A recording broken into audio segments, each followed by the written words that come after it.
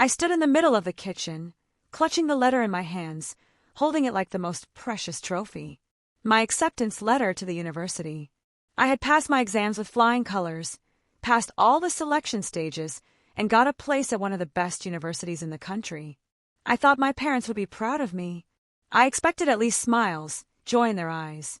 But instead, my mother only sighed heavily, and my father muttered something under his breath. "We can't help you," he finally said, not looking up at me. "What?" My throat was dry. But I got in. I just need a little support, and— "We're sorry," my mother interrupted, rubbing her forehead. "But we've already paid for your brother's university. You understand, he's a man. He needs it more." My heart sank into a lump. "But," I swallowed, trying to find the words. "But I need a chance too. We don't have enough money for both of us." My father spread his hands. "And you'll find a job? You're a girl, it's easier for you." I couldn't believe my ears. They didn't even try to help me. They didn't even think it was unfair. My brother sat at the table, eating his dinner with a grin. He didn't even look in my direction. "It's for your own good," my mother said, pursing her lips. "Work, save money. If you care so much about university, you'll find a way." I felt tears running down my cheeks. I was a nobody in this family. They weren't going to change their minds. Everything was obvious to them.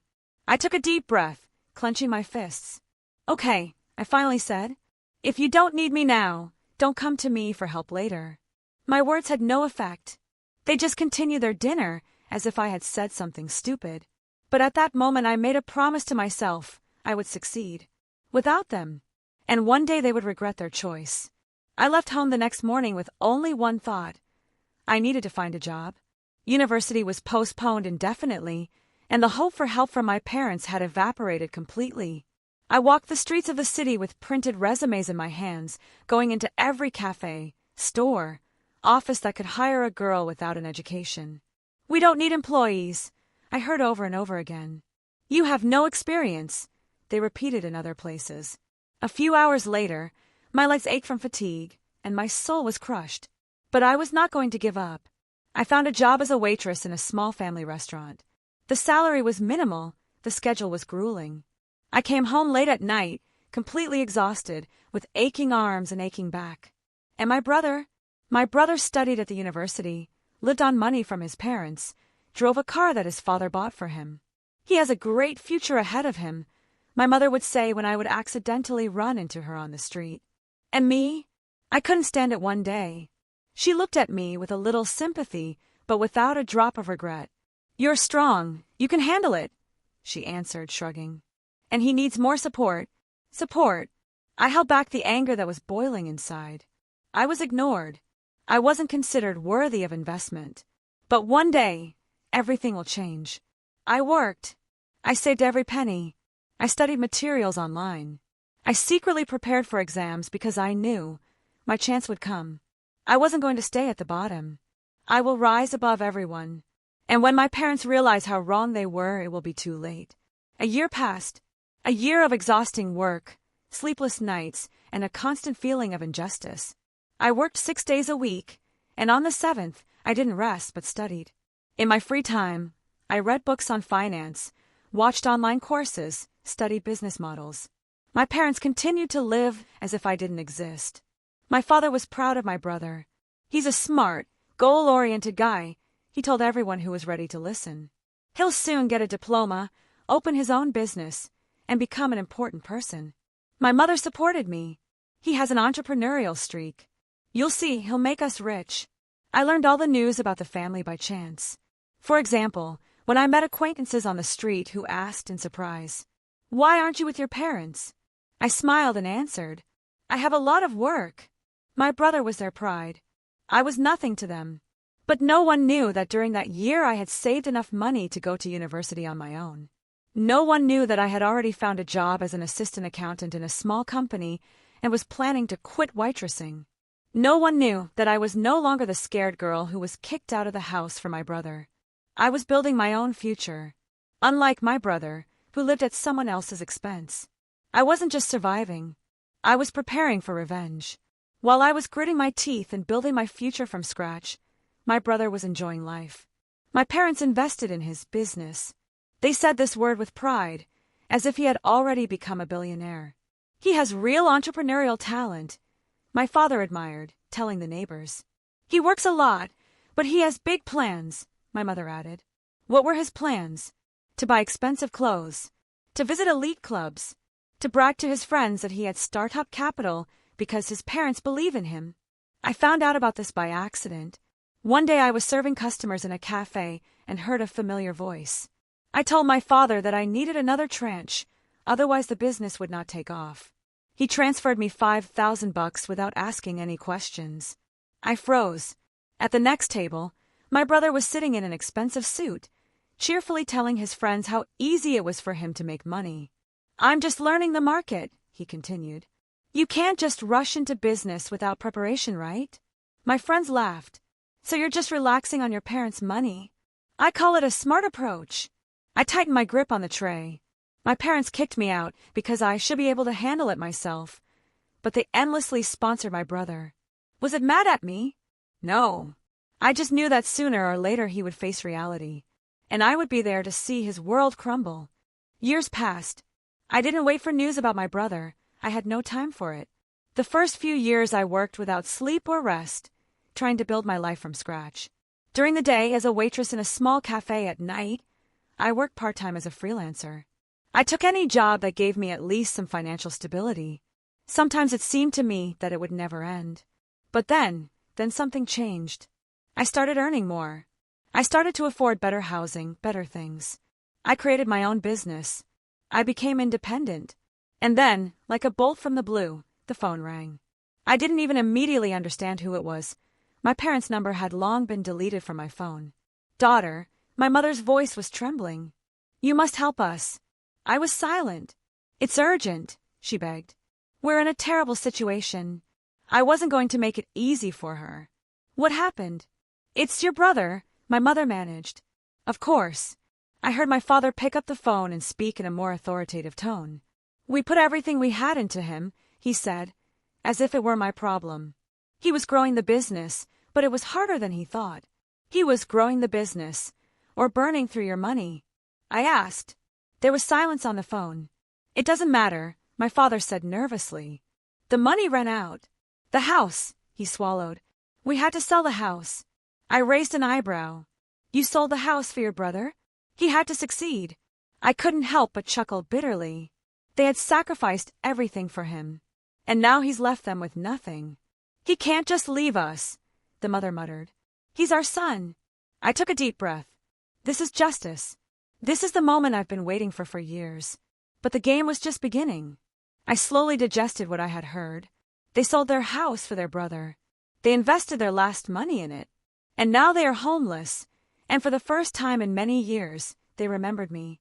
You want me to help you? I spoke slowly on purpose, giving them a chance to realize how absurd their request sounded. Well, you make a good living now. My mother tried to disguise her despair with a gentle tone. We have nowhere to live. And your brother? I interrupted. What about your brother? My father sounded irritated, as if he didn't understand what he had to do with what was happening. Your beloved son, in whom you invested everything. He can't just leave you on the street, right? Silence. My mother spoke carefully. He's going through a difficult time right now. I almost laughed. A difficult period? I felt gloating boiling inside me. And I didn't have it when you kicked me out? My daughter, come on. We wanted the best then. You wanted the best for him. I couldn't hold back my emotions any longer. You thought I could handle it myself? Well, you were right. So you won't help us?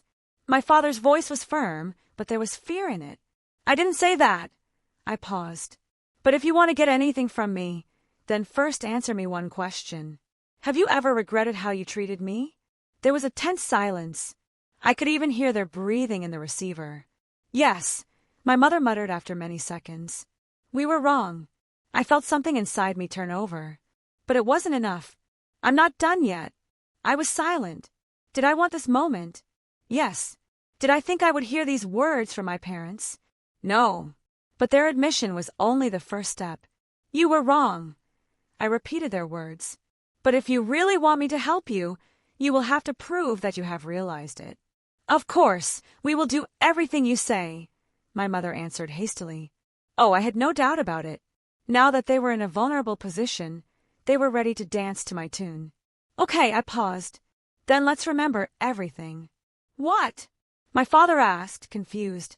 I want you to tell me how you made that very decision. They hesitated. It was a long time ago. My mother swallowed nervously. I wonder. You gave up your daughter so easily to please your son.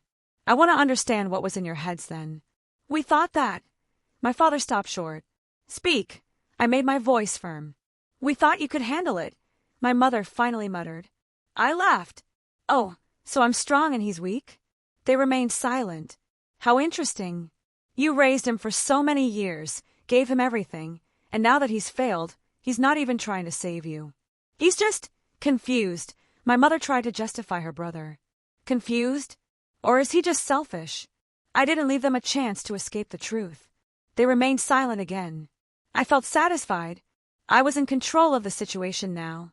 Okay, I finally said. I'll help you. They breathed a sigh of relief. But only on my terms.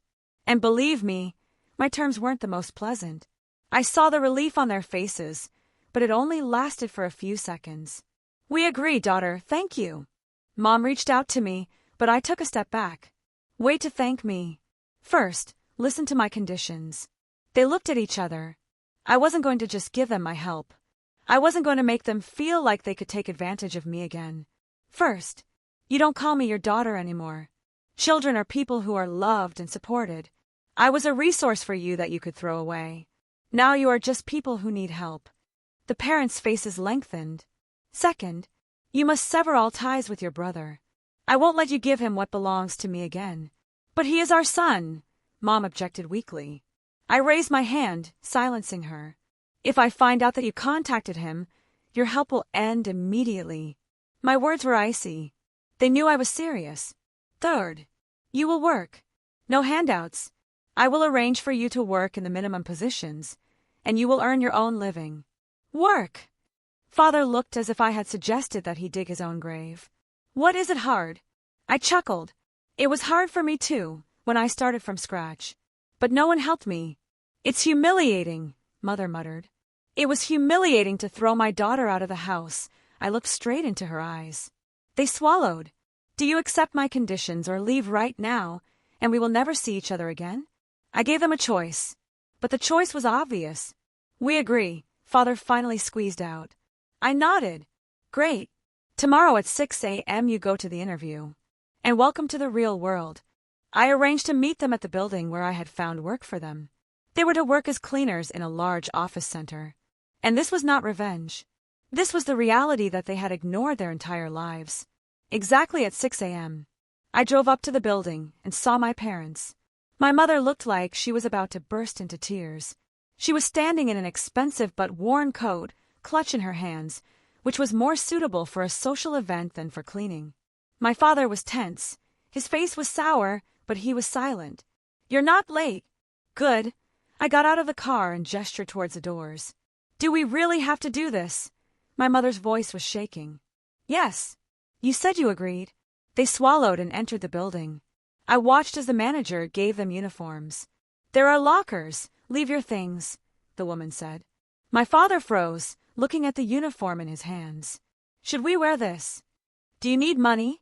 Her voice was harsh. He didn't answer, just took the uniform and slowly walked to the locker room. 15 minutes later they left. I barely suppressed a smile. How symbolic it looked. The people who had once thrown me out stood before me in the uniform of ordinary workers, for the first time in their lives, forced to take care of themselves. Have a nice day, I said, turning to leave. Will you stay? My mother asked hopefully. I looked over my shoulder at her. No, I will not save you. Only you can decide for yourself whether you can handle it. I left, leaving them in a new life. They thought I would return, but I didn't come back. I left, but something was stabbing inside. Not from pity, no. More from the realization of how quickly life can put everything in its place. In the evening, I received a message. From my mother. This is terrible. We are so tired. This is not fair. Do we deserve this? I looked at the screen and just grinned. And did I deserve it? Do I deserve to be thrown out of the house because your precious son wanted him? There was no answer. The next morning, I checked to see if they had come to work. Yes, on the third day, too. But on the fourth, I received a call from the manager. They didn't come anymore, she said, her voice dissatisfied. They said they couldn't work in such conditions. I snorted. Sure. I decided to go to them. I wasn't imposing myself, but I was curious.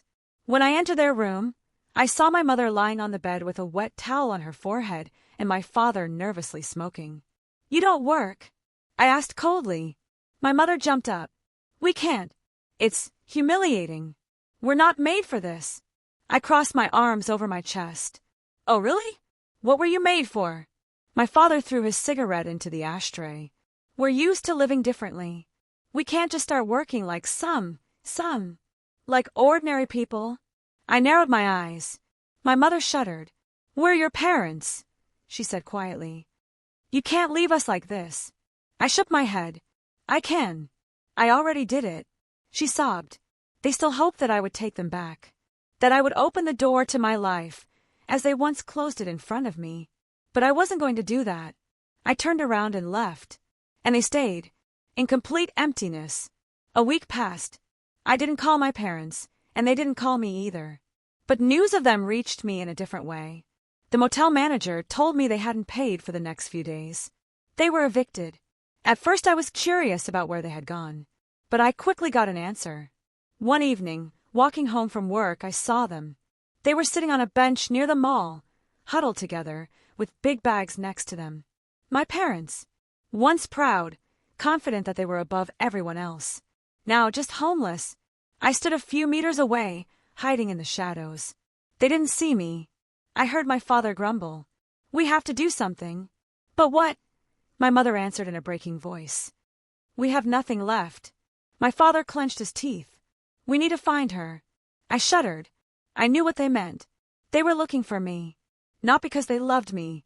Not because they realized their mistake. But because I was their last chance. I turned around silently and walked on. But inside me, a plan was already brewing. If they want to see me, they will see me. But on my terms. The next day I sent them a text. Meet me at the coffee shop on 5th and Lexington at 3 p.m. This is your only chance. I wasn't surprised when they showed up early. They were sitting at the farthest table, hunched over, exhausted. My father was nervously fiddling with his coffee cup. My mother looked 10 years older. I walked in with a confident gait, sat down across from them, and looked at them calmly. You came. My mother's voice was shaking. Of course, I smiled. I told you I'd give you a chance. They looked at me hopefully. So you'll help? My father leaned closer. I paused. Maybe, I said, but on certain conditions. Any conditions, my mother interrupted. Honey, we'll do whatever you say. I grinned. Everything. They nodded vigorously. I took an envelope out of my bag and put it on the table. Here's the address. It's a nursing home. My mother's eyes widened. What? You want help? I leaned forward, adding in an icy voice, It's your only option. My father clenched his fists. You want us to go there? Why not? I shrugged. They'll feed you there, give you a roof over your head. Better than sleeping on the streets. But we're your parents. My mother shrieked. We have to live with you. I laughed. I'm sorry, but that's impossible. They looked at me in shock. But why? Father gritted his teeth. I raised my eyebrows. Are you seriously asking? A moment of silence. Mother trembled. We just wanted the best for your brother. Oh, right. I nodded. And where is he? An awkward silence. I chuckled. Yes, as I thought. They were silent. I stood up. If you are happy with the nursing home, so be it. If not, well, everyone makes their own choice. I turned around and headed for the exit. Wait! Mother cried out. But I was already leaving without turning around. They made their own choice 7 years ago. Now it's my turn. I left my parents in the cafe without turning around. The noise of the city drowned out their voices, but I didn't care. As I passed the shop windows, I noticed my reflection. A calm, confident face. No more resentment, pain or fear. Just satisfaction and the realization that I was finally closing this gestalt. The phone vibrated in my pocket. Mom, please think again. We will be good parents. Give us a chance. I closed my eyes and took a deep breath. A chance. What chance did they give me when they threw me out of the house? When they laughed at my difficulties? When they said that I could handle it myself? They got exactly what they deserved. I blocked the number. Now nothing connected me to the past. The next morning, I came to work as usual. The colleagues, not knowing anything, were chatting cheerfully, discussing projects. I smiled. Boss, we have a deal with new partners at 10:30. Will you sign the documents before the meeting? The assistant asked. Of course, I nodded. 7 years have passed since I was kicked out of the house. During this time, I have not only survived, I have become strong, independent, self-sufficient, and most importantly, no one could harm me anymore. I finally won.